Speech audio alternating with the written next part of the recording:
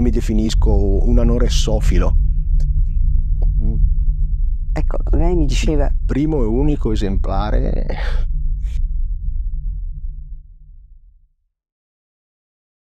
I've spent a lot of my free time asking myself, how can I start this episode? You know, when you work on a story like this one, you try to find the right words, the ones that pull people in without giving too much away.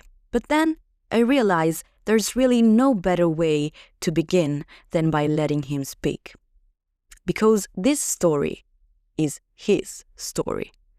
And it starts with a sentence that's almost impossible to forget. He basically said that he defines himself as an anorexophile, the only one of his kind.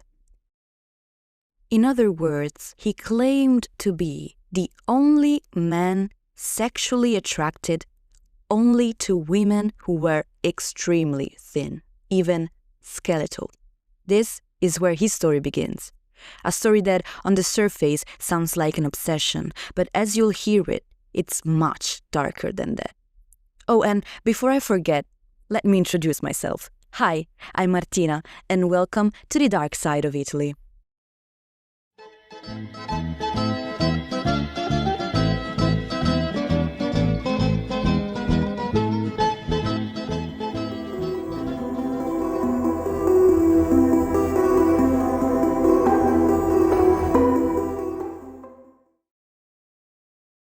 Before we begin with this episode, I need to make a trigger warning. This episode deals with eating disorders, specifically anorexia, and includes references to weight and body image that some may find disturbing. So if you do, for your own safety, please leave and take care. See you next time.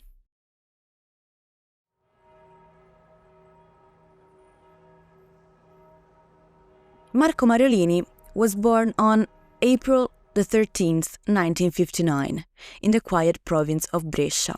But what about his childhood? It was anything but safe. At home, his mother was often depressed, exhausted, her emotions always one step away from anger. His father, on the other side, was the opposite, quiet, subdued, almost invisible. He lived in the shadow of her dominance. It was when his little sister was born that things got way much worse. Marco was pushed aside, sent to live with his grandparents by Lake Iseo. The water there was calm, the days were slow, but inside him, believe me, something was already shifting. He was 12 years old when he found an anatomy book at school. The one with all the arteries, the skeletons, the organs. Just a boring textbook for most kids, but not for him. His classmates were already laughing about the glossy magazines that they'd seen, full of curvy, glamorous women, but Marco didn't care about that. What caught his attention wasn't flesh. It was what was underneath. The bones, the emptiness, the skeletal frame itself. What for others was biology, for him became desire. And that was his first recognition that his desires, even at such a young age, were unusual, even taboo. He would later identify this fixation as a paraphilia, an obsessive sexual attraction towards unconventional forms, in his case, extreme thinness. Years went by, Marco became a young man, and this fascination over the time intertwined with narcissism. Marco believed himself to be handsome, charming, irresistible. Yet, despite this self-image, he struggled to form lasting relationships with women until the age of 19. And that is when he met Lucia. Lucia was very thin. She was exactly 5'5", which means 5 feet and 5 inches, for 101 pounds. Yes, I know what you're thinking. She was very, very thin, but she was not thin enough to fit Mariolini's impossible standards. Their relationship moved fast, and when they finally became intimate, Marco was disappointed. The sight of her body didn't match what he had imagined. To him, Lucia was una finta magra, a fake thin. Her bones didn't stand out the way he wanted. The only way he could feel desire was with his eyes closed, letting his imagination fill in what reality couldn't give him. Their relationship swung back and forth like a pendulum, moments of affection followed by manipulation and sometimes even violence. Marco constantly pressured Lucia to lose weight, playing this cruel game of control, affection one day, humiliation the next. After losing 13 pounds to satisfy Mariolini's desires, she gave in and she decided to marry him. They married on April the 19th, 1980, and as I think you may expect, marriage didn't change a thing. Marco convinced Lucia to make a horrifying pact. She was never to weigh more than 73 pounds. If she did, she would be punished, physically and psychologically. Even pregnancy couldn't save her. When Lucia's body changed, Marco felt nothing but disgust.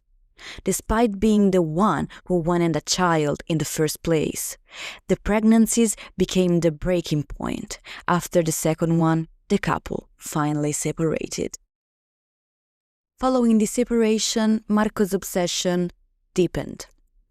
He entered a period of intense introspection, exploring the root of his paraphilia, which he would later name anorexophilia, as we already heard in the introduction. He believed he was unique, the only man attracted obsessively to skeletal women. His hunt began. He would later call himself as the Anorexic Hunter, and we will know why as the episode evolves. First, he met Ulrike. She was 55 pounds over 5.5 tall. Then he met Astrid, 20 years old. She was 62 pounds. Then he would met Roberta. She was weighing 77 pounds, or Sandra, whom he would describe as the thinnest woman he had ever seen, weighing just 51 pounds for 5.4 tall. His modus operandi was chillingly consistent. He would observe women in public, at bars, supermarkets, approach them, and when necessary, stalk them. He would gather details about their lives, sometimes even forcing himself into their homes. There is one particular story that expresses the reality that Marco Mariolini was living during that period of time. That is a short story indeed, but in its shortness, it is extremely tragic. And that is the story of Bianca. Bianca was delicate, thin, beautiful, in a way that immediately caught Mariolini's attention. It was one afternoon when Marco was sitting in a small bar, just like any other. He saw her and he immediately knew that she was going to be the perfect prey for him. She was quickly eating 2 brioches and drinking a cappuccino, and then she almost ran to the bathroom. When she came back, he immediately approached her. He smiled, offered her a coffee, introduced himself as if it was a coincidence. After that day, he started following her. not just casually, really, really following her. He found out where she lived, when she got home, and one afternoon he waited outside her apartment. When Bianca opened the door, Marco rushed toward her, wearing a ski mask. He pushed her inside.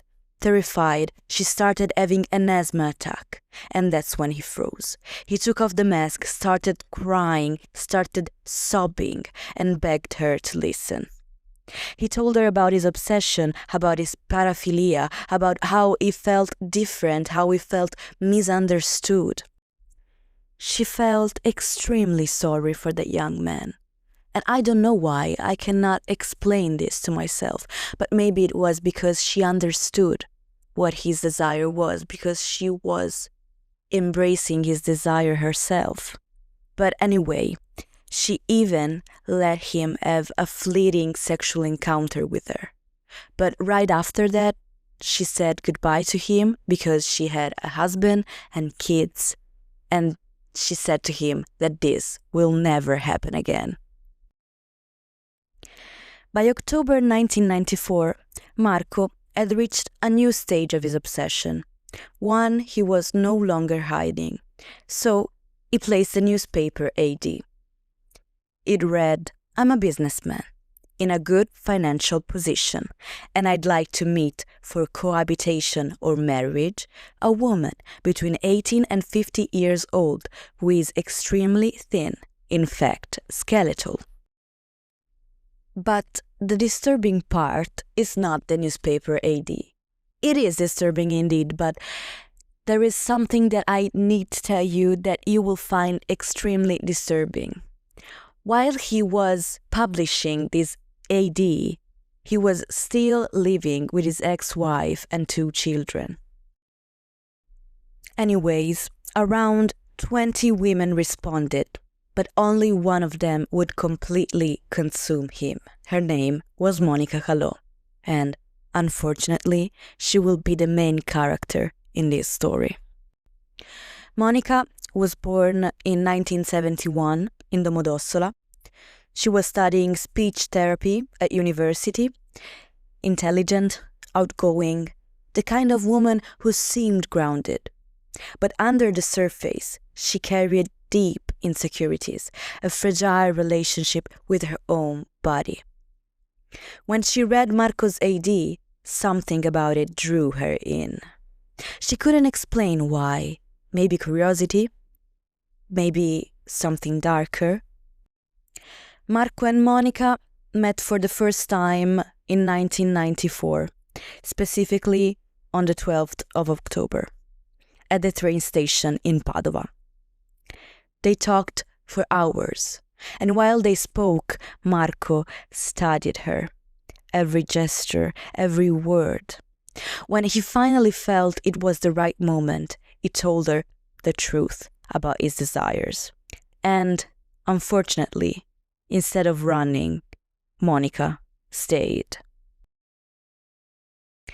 She didn't seem disgusted or afraid, maybe even intrigued. At the time, Monica was about 97 pounds and 5'8", far from the skeletal figure Mariolini idealized.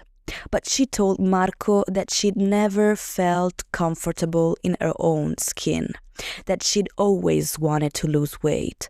For Marco, that was everything he needed to hear. He thought, I can shape her, I can make her perfect. From that day forward, Monica became his new obsession, his ultimate project, the woman he would mold to match his fantasy. From the beginning, their relationship was toxic, anything but toxic. Marco hid her at times, manipulated her constantly, and inflicted deep psychological violence. He cheated on her openly with other women and even with his ex-wife, the woman with whom, it needs to be underlined, he still lived. Yet, despite everything, his thoughts revolved around Monica and Monica only. From the moment he woke until he closed his eyes at night, She was all he thought about. By June 1995, they had been seeing each other for about 7 months. Marco had finally ended his relationship with his ex-wife, though they still lived under the same roof. His obsession with Monica grew unbearable. He wanted to control her every second of the day. The only solution in his mind was for them to move in together. Monica resisted. She wasn't ready to take such an important step. Marco's response was brutal. Sitting at a table with his ex-wife, his 2 children, and Monica, he suddenly erupted, beating her with kicks and punches until she laid helpless on the floor, right under the eyes of his wife and children. Just 5 days later, Monica gave in. She moved in with him into an apartment above his antique shop. From that moment, Marco's obsession consumed everything. He forbade her from leaving the house. He forbade her from working. He told plainly, if she worked, I could lose her. Even years later, in an interview from prison, Marco admitted he had been aware of what he was doing. His words during an interview in prison were, I would have led her to certain death by starvation, forcing her to lose more and more. I decided to give pure vent to my lust until both of us were gone. Marco also stripped Monica of all of her savings she had left.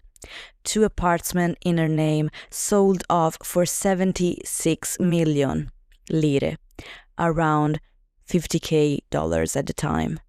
The entire amount was deposited into Mariolini's account. Meanwhile, her body shrank. She dropped about 101 pounds, but it wasn't enough for Marco.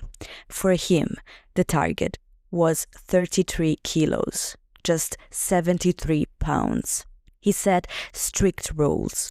He decided when she could eat, what she could eat, how long she had to fast, and when she had to vomit. At the foot of their bed, he placed a scale. Each morning, as soon as Monica woke up, he weighed her. If the numbers didn't fall, he turned to manipulation. You're not losing weight because you don't love me anymore. And when she couldn't throw up, unsurprising after days of not eating, Marco would punch her in the stomach to help her. Her weight dropped further to about 84 pounds. Her period stopped, for most, a terrifying medical warning. For Marco, it was good news. He rejoiced. There was no more need for contraception. But his moods shifted. I always felt this sense of inferiority towards her, especially recently. It bothered me that she could think, that she could reflect. I did everything I could to prevent it, so she wouldn't slip away from me. I wanted total control. She was part of me, a prosthesis of myself. That's how I saw her. And so I began to hate her, or rather, to love and hate her in alternating waves. In secret, Monica began to resist. Out of Marco's sight, in the few moments she had alone, she ate whatever food she could find. In desperate moments, she even searched the trash.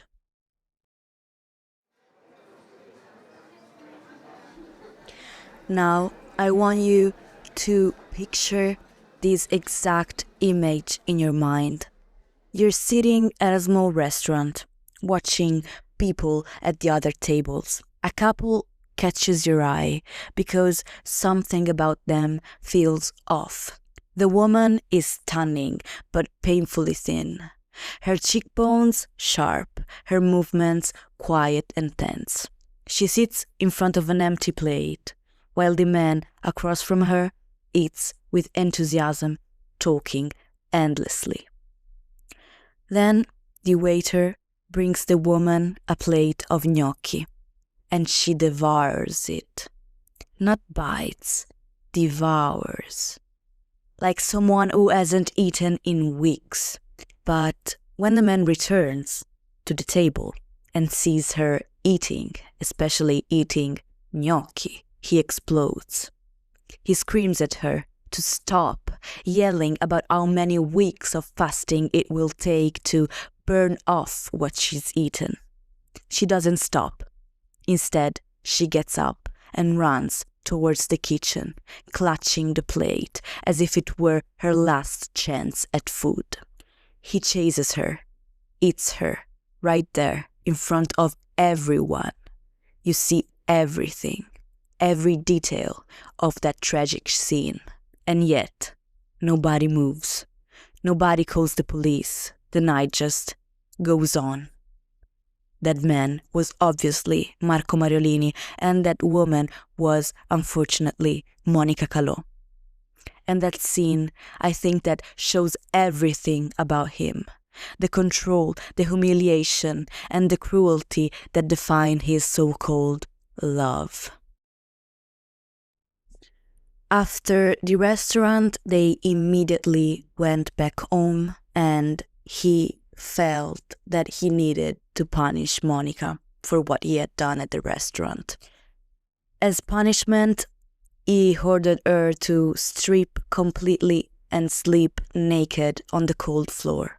Monica obeyed, but that night something in her broke. She waited until Marco fell asleep.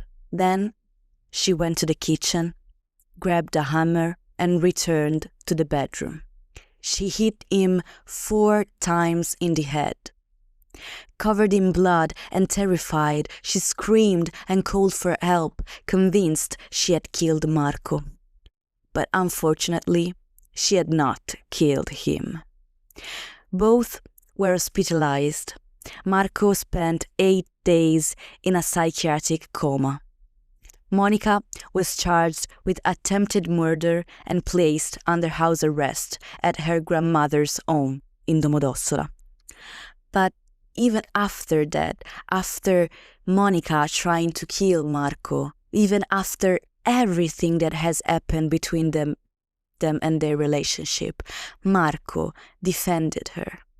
He told investigators that she had acted in self-defense, that he'd wanted her to kill him. But Marco didn't stop there. After recovering, he wrote a book that will be remembered in the Italian true crime history. The book was called The Anorexic Hunter, in Italian, Il cacciatore di anoressiche. In it, he confessed everything.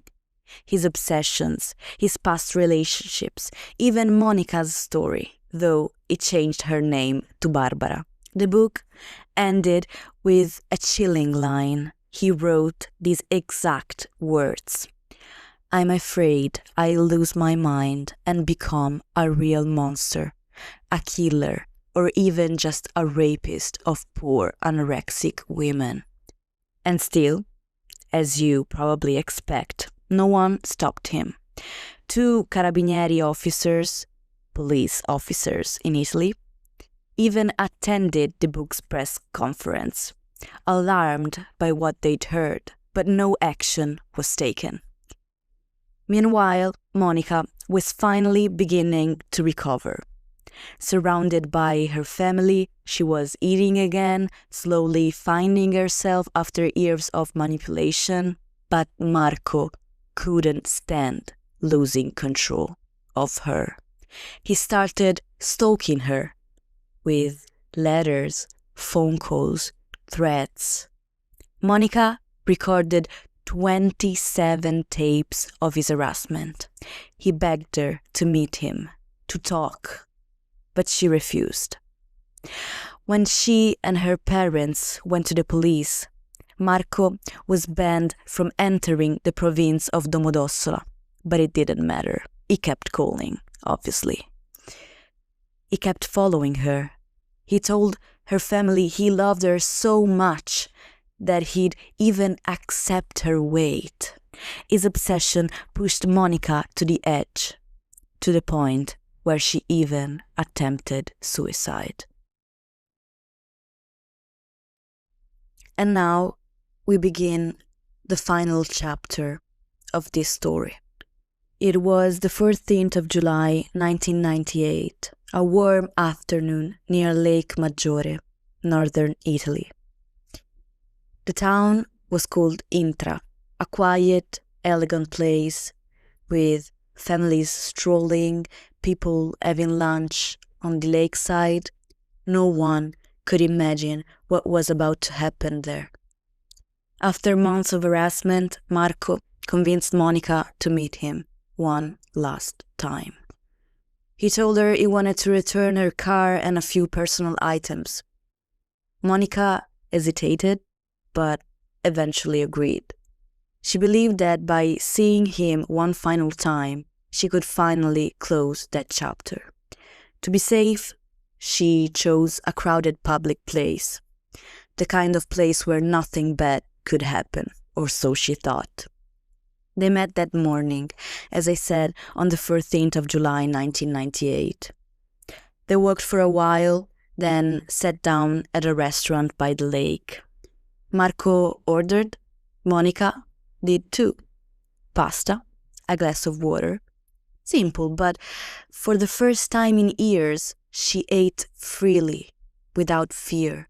Marco begged her to come back to him. He said he had changed. He said he couldn't live without her. But Monica stayed firm. She told him no.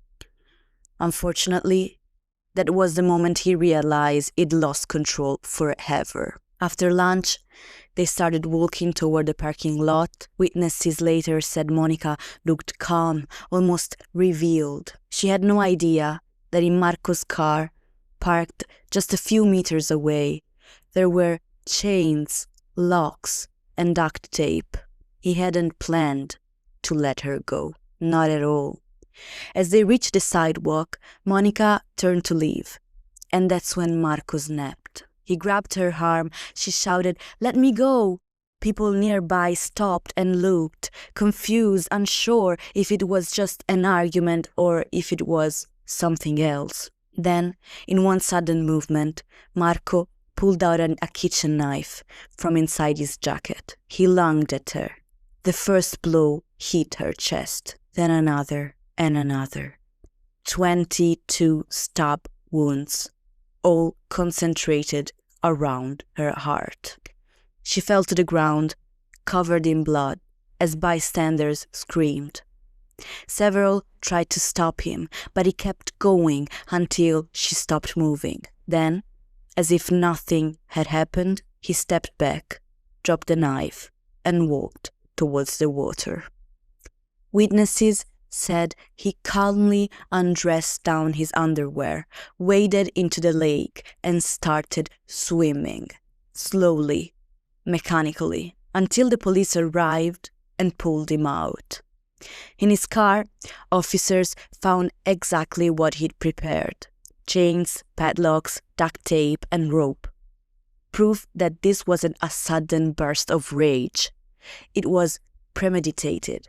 He had planned to kidnap Monica, to keep her alive, to make her his again.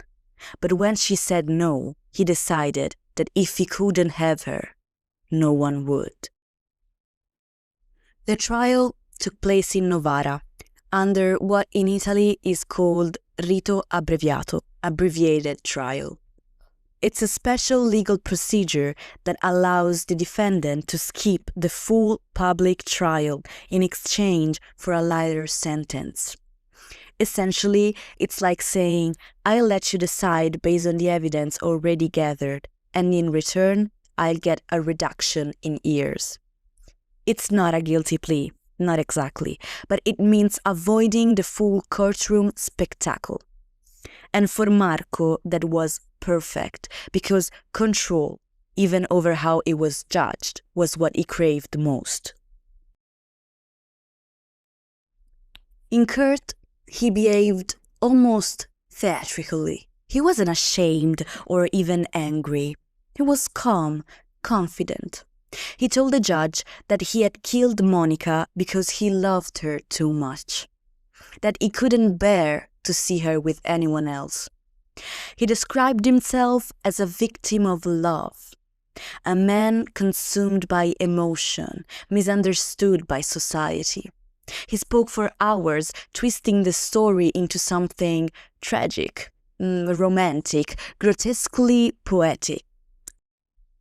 But unfortunately for Marco, the experts saw through it.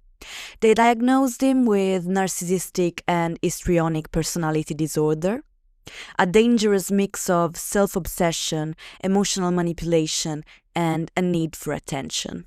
They said he lacked empathy but not sanity. He understood every choice he made, and that was the crucial point for the trial. In the end, the court rejected his excuses. They sentenced him to life imprisonment, which in the Italian system means around 30 years. He served most of his sentence in Brescia, writing letters, giving interviews, and continuing to insist that Monica's death had been an act of love. He never showed real remorse. He never admitted guilt. However, in the spring of 2021, after nearly 25 years behind bars, Mariolini was transferred from prison to a psychiatric clinic, officially for recognized social danger. He was still considered too unpredictable, too dangerous to live freely. And that's where his story ends. A man who spent his life confusing control with love and obsession with passion. A man who wanted to be remembered, but only ever proved how terrifyingly empty he was.